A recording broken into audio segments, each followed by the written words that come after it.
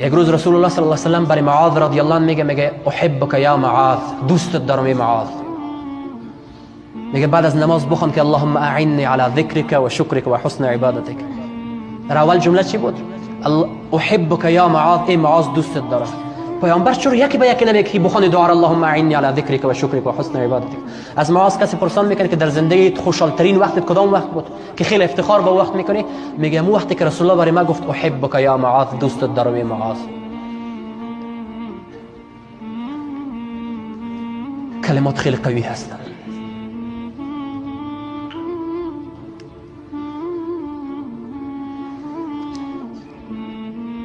من 2 سال پیش یک روزی به پدر خود زنگ زدم، 21 دقیقه با پدر خود گپ زدم. مسئله ها منتظر از گپ بود که پدرم مرا بگم از تو راضی هستم. مرا گفت من از تو راضی هستم.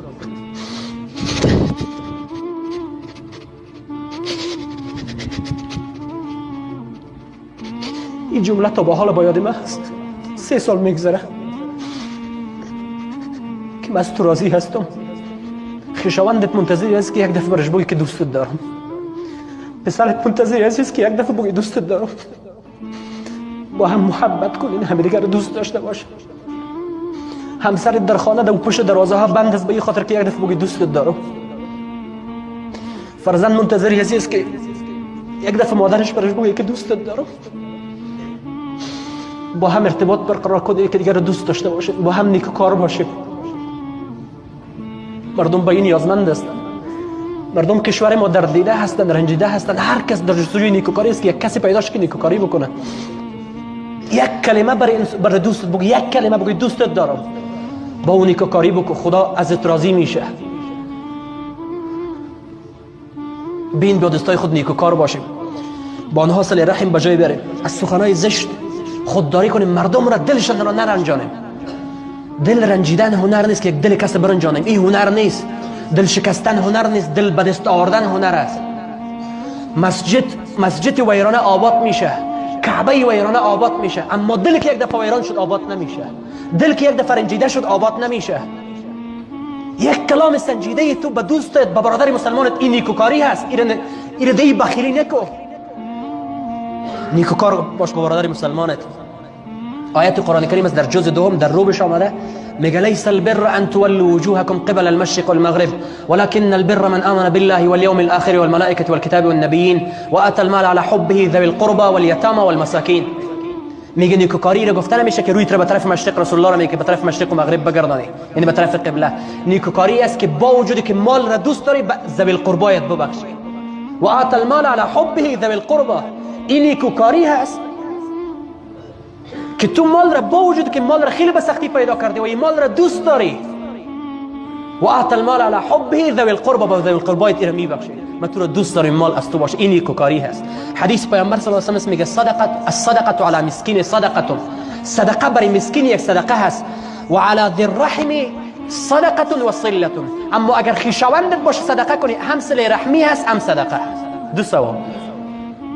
بین اولم خویشاوند خود اگر فقیر است او رو به دادش برسیم، با اون نیکوکاری بکنیم. شما شاید بگین خویشاوند ما با ما خیلی بدی ها کرده. این ما هم براتون یک حکایت میگم. ابوبکر صدیق را میشناسیم، نزدیکترین دوست رسول الله ابوبکر صدیق است. پشت دختر ابوبکر صدیق عایشه رضی الله عنها که خانم پیامبر است، دوست داشتنی ترین خانم پیامبر عایشه هست. از خیلی محبت حمیرا میگفتش، عایش میگفتش. پشت ازی تهمت زنا زدن که پیامبر عایشه زنا کرده، ای ابوبکر عایشه زنا کرده. از این که خطرناک خود بود برای شما، نزد شما تعرض به آبروی یک فامیل. از این که خطرناک نمیگم، شاید گپی نباشه. مردم به این راضی است که خونشان ریختانده شود، اما با آبرو ریختاندن راضی نیستند. اما از پیامبر گپ در بین صحابه پخش میشه، در بین دشمنا پخش میشه، در بین دوستا پخش میشه. داستانش خیلی بزرگ است. بعد غزوه بنی مصطلق یک واقعه پیش شد. در مسیر راه عایشه را تهمت زنا زدن. پیامبر کم کم با عایشه ارتباطش قطع شد. کم کم مثل گذشته با عایشه ارتباط برقرار نمیکرد. ابوبکر صدیق هم با ارتباطش با عایشه کم کم قطع شد. عایشه سرگردان پریشان، در حالی که از جمله ازواج مطهرات است. کسی است که بعد از الله متعال 12 آیه یا 18 آیه 12 آیه در پاکی عایشه نازل میکنه. بعضو که در مورد عایشه رضی الله عنها در سوره نور رکوع دوم ان الذين جاءوا بالافك عصبه منكم ای آیه ها نازل میشه. عایشه بخشیده میشه، عایشه براءت حاصل میکنه از جانب الله، اون از عرش پاکیش نازل میشه که پاک باشه، خدا تو رو پاک حساب میکنه، تشویش نداشته باش.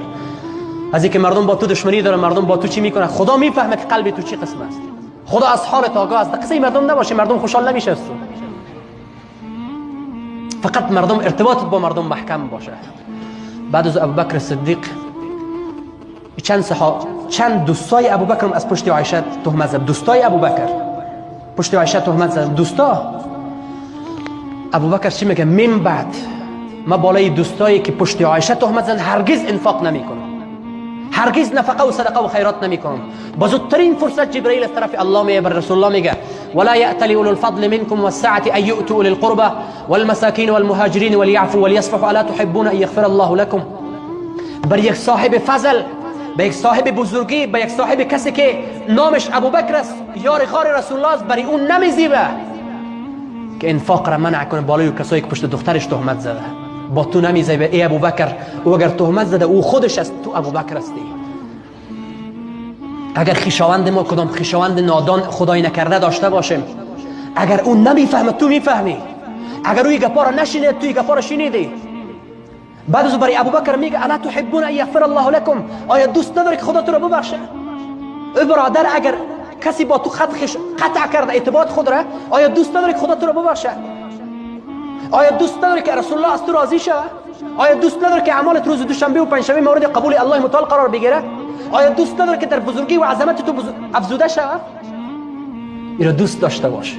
ابوبکر الله میگه که این کار درست است. ای ابوبکر، برای تو نمیزیبه او اگر مستح است از پشت عایشه تهمت زد، تو ابوبکر هستی، تو یار غار رسول الله هستی، تو اولین خلیفه رسول الله که با خود پیامبر بعد از پیامبر تو انتخاب شد، تو ابوبکر هستی، با تو نمیزیبه. اگر با شما کسی دشمنی میکنه شما مهربانی کنه.